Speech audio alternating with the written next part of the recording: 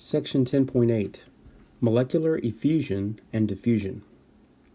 According to the kinetic molecular theory, the average kinetic energy of any collection of gas molecules, 1/2 mu2 squared, has a specific value at a given temperature. Thus, a gas composed of light wave particles, such as helium, will have the same average kinetic energy as one composed of much heavier particles, such as xenon, provided the two gases are at the same temperature. The mass m of the particles in the lighter gas is smaller than the heavier gas. Consequently, the particles of the lighter gas must have a higher root mean square speed, u, than the particles of the heavier one. The following equation, which expresses this fact quantitatively, can be derived from the kinetic molecular theory. U is the square root of 3RT over the molar mass. Because the molar mass appears to be in the denominator, the less massive the gas, the higher the speed of the RMS speed, U. Figure 1019 shows the distribution of molecular speeds for several gases at 25 Celsius. Notice how the distributions are shifted towards higher speeds for gases of lower masses. Figure 1019, the effect of molecular mass on molecular speeds. The distributions of molecular speeds for different gases are compared at 25 Celsius. The molecules with lower molecular masses have higher root mean square speeds.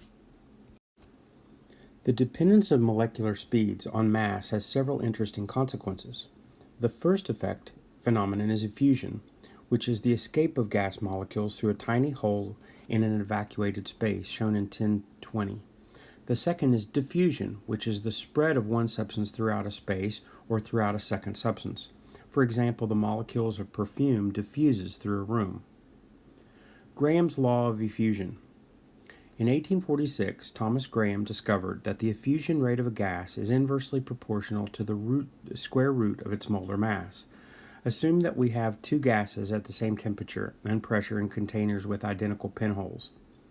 If the rates of effusion of the two substances are R1 and R2, and their respective molar masses are M1 and M2, Graham's law states that R1 over R2 is the square root of M2 over M1. Equation 1023 compares the rates of effusion of two different gases under identical conditions, and it indicates that the lighter a gas effuses more rapidly. Figure 1020, effusion. The top half of the cylinder is filled with gas, and the bottom half is an evacuated space.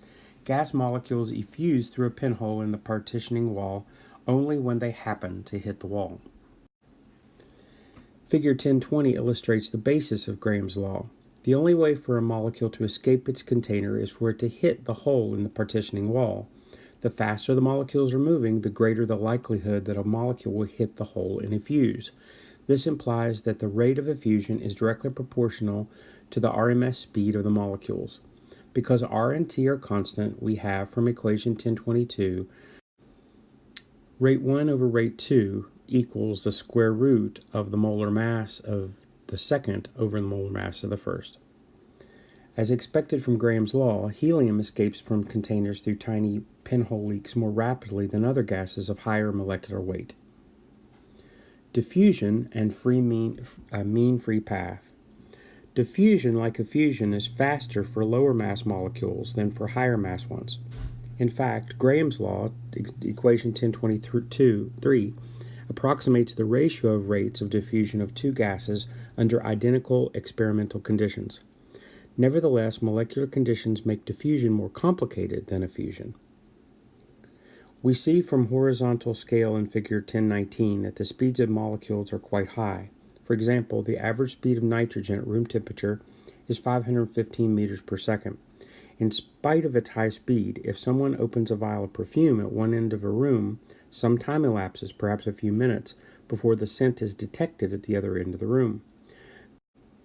The diffusion of gases is much slower than molecular speeds because of molecular collisions. These collisions occur quite frequently for a gas at atmospheric pressure, about 10 to the 10 times per second for each molecule. Collisions occur because real gas molecules have finite volumes. Because of molecular collisions, the direction of motion of gas molecules is constantly changing.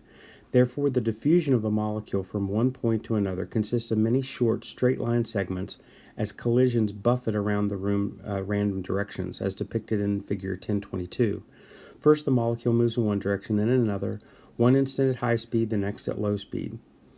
The average distance traveled by a molecule between collisions is called the mean free path of the molecule. The mean free path varies with pressure, as the following analogy illustrates. Imagine walking through a shopping mall. When the mall is very crowded, high pressure, the average distance you can walk before bumping into someone is short, a short mean free path. When the mall is empty, low pressure, you can walk a long way before bumping into someone. The mean free path for air molecules at sea level is about 60 nanometers, 6 times 10 to the negative 8 meters. At about 100 kilometers in atmosphere, when the air density is much lower, the mean free path is about 10 centimeters, over 1 million times longer than at the Earth's surface. Figure 10.22, diffusion of a gas molecule. For clarity, no other gas molecules in a container are shown. The path of the molecule of interest begins at the dot. Each short segment of line travels between collisions. The blue arrow indicates the net distance traveled by the molecule.